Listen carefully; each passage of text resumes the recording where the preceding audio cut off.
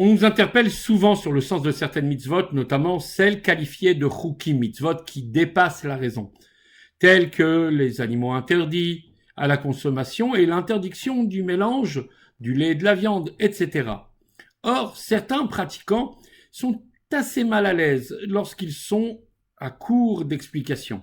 Là, ils viennent à s'interroger sur le fait que le Dieu qu'ils idéalisent est certainement bon, juste et raisonnable. Alors pourquoi nous a-t-il légué des commandements que nous ne savons pas expliquer et qui nous ridiculisent face aux nations? Notre paracha s'appelle Chukat. Elle nous parle d'une de ces mitzvot qui nous dépasse, la vache rousse. Les rites et les conditions de cette mitzvah la rendent la plus insaisissable qu'il soit. On dit qu'elle vient purifier de l'impureté causée par la mort. Mais qu'est-ce que l'impureté? Et pourquoi la mort la produit-elle? Pourquoi une vache? Pourquoi rousse intégrale? Ce sacrifice était abattu à l'extérieur du temple, fait extrêmement rare. Les cendres de l'animal étaient mélangées à de l'eau de source pour être aspergées par des branches de cèdre et d'hysope. Voici quelques détails qui font que cette mitzvah est la plus irraisonnable.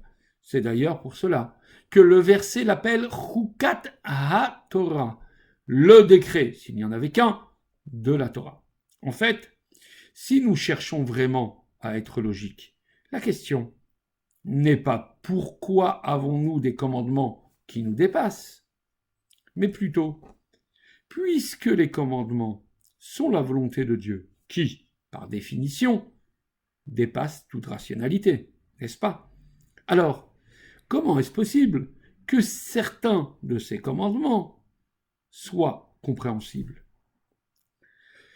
Nous ne répondrons pas à cette question fondamentale pour la pensée juive. Nous ne le ferons pas ici.